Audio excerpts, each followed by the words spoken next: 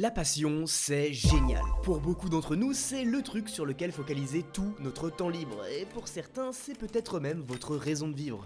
Sauf que ta passion n'est pas durable et tu ferais mieux de t'en soucier car ça pourrait avoir de grosses répercussions sur ta vie. Surconsommation, aigreur et fuite en avant, je te propose qu'on voit ensemble les dangers de la passion et comment y échapper. Mais avant toute chose, petit passage à la douane. Si tu aimes cette vidéo, like et abonne-toi, c'est toujours le meilleur moyen de me soutenir, surtout que c'est un nouveau format. Avoir une passion, c'est toujours très bien vu en société. Que tu sois fan de foot ou de poterie, les gens t'envieront ce dévouement à une seule discipline, parce que ouais, tout le monde n'en est pas capable. Moi par exemple, il y a quelques années, je me suis pris de passion pour le rap et ça a été game changer dans ma vie. Au collège, lycée, j'étais un gars ultra introverti, pas confiant en lui, qui parle à personne, mais quand je me suis plongé à fond dans le rap, j'ai développé une passion si forte que ça m'a poussé à créer un média et à en rejoindre d'autres. Je passe alors le plus clair de mon temps à soit écouter du rap, soit créer du contenu autour, au point où plus rien d'autre ne compte vraiment. Et voilà qu'en 3 ans, je suis passé d'un gars introverti à qui t'as pas trop envie de parler, à un mec confiant en lui, capable de réaliser cette vidéo où je remets tout en question. Mais alors pourquoi remettre en question la passion ? C'est cool, non? Ça nous anime, ça nous occupe et ça fait de mal à personne. Bon, déjà, le truc relou avec la passion, et pour l'avoir expérimenté, je sais de quoi je parle, quand tu deviens spécialiste d'un truc, tu deviens souvent trichant.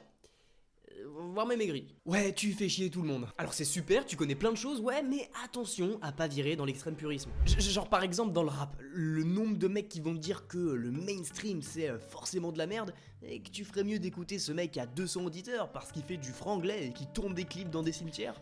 Ta gueule mec, laisse-moi tranquille. Le grand public s'en tape de ton délire, hein. Lui il veut juste écouter Big Flo et Oli et ça lui va très bien.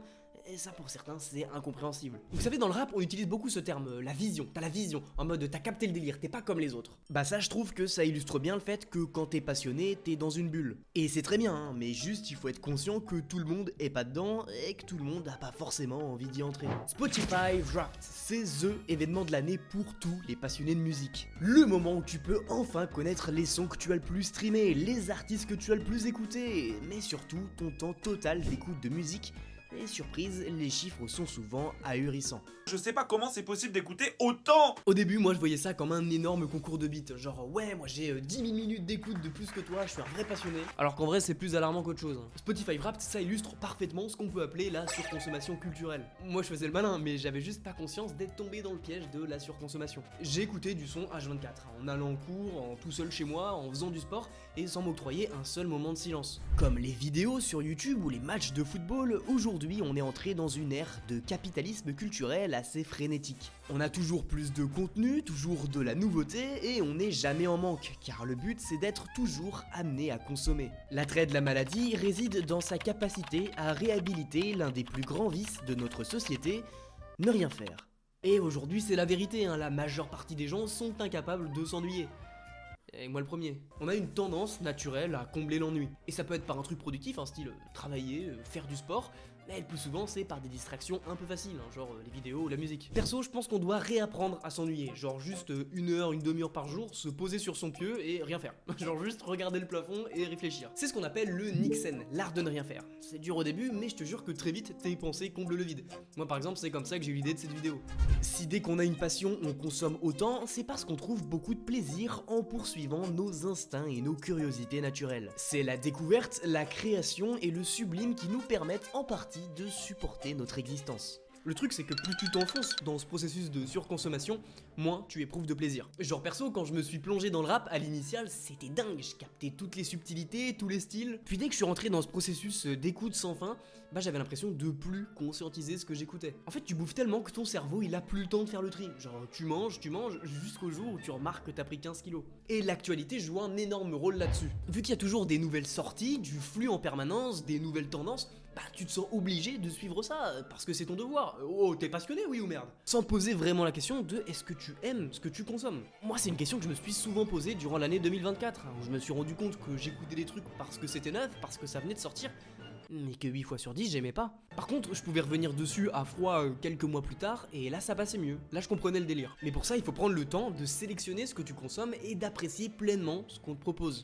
Beaucoup vont me rétorquer en voyant cette vidéo, ouais mais tu parles que des passions passives. Les passions actives c'est différent, on crée du contenu, on est productif, ça embellit notre vie. Et c'est vrai là-dessus, je peux pas vous contredire. Sauf que dans les faits, une étude récente a démontré que seulement 3% du temps passé sur les écrans par les jeunes est utilisé pour créer du contenu. 80% d'entre eux déclare ne jamais utiliser les outils numériques pour être créatif. Et ça c'est problématique, parce que si comme beaucoup t'as juste une passion passive, c'est-à-dire tu consommes et basta, bah c'est que t'es dans un processus de fuite du réel. Car oui, ta passion passive c'est aussi un divertissement. Bon c'est large, hein, ça peut être écouter du son, comme mater des films, mais dans tous les cas, ça implique souvent un phénomène de fuite vis-à-vis d'éléments désagréables vécus dans le réel. Et ça à mon avis c'est tout le problème de l'industrie du divertissement. Et c'est ce que tous les youtubeurs vous disent, hein, les gens ils regardent mes vidéos le soir pour oublier leurs problèmes de la journée. Bah ouais mais est-ce que c'est ça? Est-ce qu'on devrait pas plutôt affronter ces problèmes au lieu de tout le temps chercher à les fuir? Après attention, hein, je dis pas que le divertissement c'est le mal.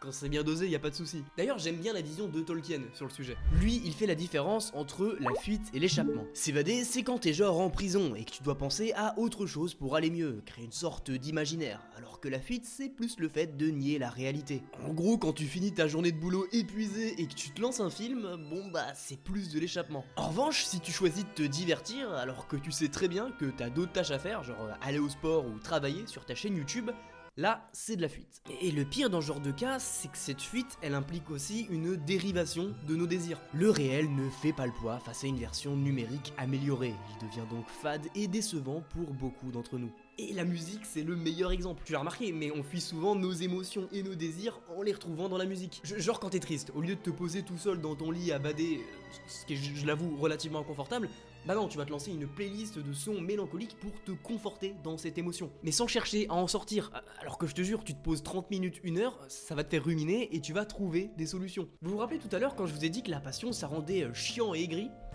Et bah ça rend aussi borné. Quand j'ai commencé à m'intéresser de plus en plus au rap et que je suis rentré petit à petit dans ce truc underground, je me suis rendu compte que je devenais aussi buté.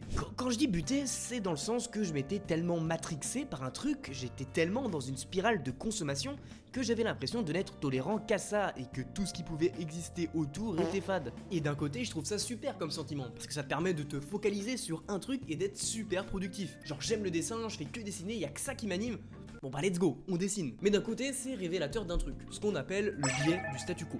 C'est un concept qui est développé par Robert Cialdini dans le célèbre Influence et Manipulation et qui représenterait notre tendance à préférer laisser les choses telles quelles par peur du changement et par fainéantise. Le changement nous paraît alors plus risqué, comportant plus de désinconvénients que d'inconvénients, alors que c'est pas forcément le cas. Et j'ai l'impression qu'on retrouve ce phénomène dans des passions extrêmes, genre c'est ma drogue, pas touche. Et on n'ose pas aller vers d'autres choses par peur de rompre cette situation et par peur, je pense aussi, de perdre notre passion.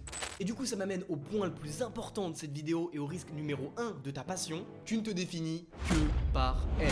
Vous savez, récemment j'ai maté le film Soul, Pixar d'exception dont toute l'intrigue tourne autour de Joe Gardner, un passionné de musique qui ne vit que pour le jazz. Jusque là rien d'anormal, mais attention, la suite va spoiler, j'en ai besoin pour mon explication. Très vite au début du film, alors qu'il allait enfin pouvoir jouer dans un groupe renommé de jazz et que ses talents allaient enfin être reconnus, Joe meurt. Mais lui, il est pas trop d'accord avec cette décision, donc il décide de tout faire pour revenir à la vie. Finalement, c'est une autre âme qui atterrit dans son corps pendant que lui l'observe profiter de tous les plaisirs de la vie. D'une part de pizza, de marcher dehors au soleil ou encore de l'aération d'une bouche de métro. C'est en voyant quelqu'un d'autre dans son corps avoir de nouvelles interactions avec son environnement, ses proches, qu'il comprend qu'il peut ne pas être que le jazz. Et que s'il est en froid avec sa mère, s'il n'arrive pas à s'épanouir dans sa vie et qu'il n'a qu'un sujet de conversation, bah c'est en partie à cause de sa passion. Et attention, le message du film c'est pas vite quitte ta passion, c'est de la merde. Mais plus que être obsédé par un seul domaine, ça limite ta vision de la vie et comment les gens te voient. Alors qu'il y a 10 000 choses sur lesquelles s'extasier, apprendre et par lesquelles se définir. Perso, je trouve ça dommage de juste se présenter en mode je suis le mec fan de rap, de cinéma. Et je vous en parle parce que ce film, il a profondément fait écho en moi. Moi-même, je me définissais que par ce quoi j'étais fan, que par ce quoi j'étais légitime et bon. Parce que oui, d'un côté c'est cool, la passion, c'est une énergie magique qui te permet d'accomplir plein de choses. Mais ça t'enferme aussi sur toi et moi, ça m'a fait stagner dans plein d'aspects de ma vie. Je pense sincèrement qu'il faut pas que ta passion prenne le dessus sur ta véritable identité. Parce que déjà c'est néfaste, hein, dès qu'elle est plus là, tu sais pas trop quoi faire.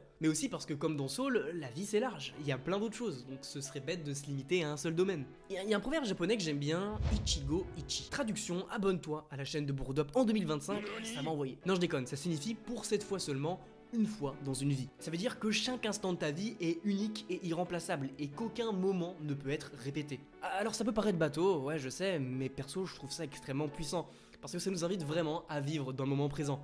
Et ça, c'est beau.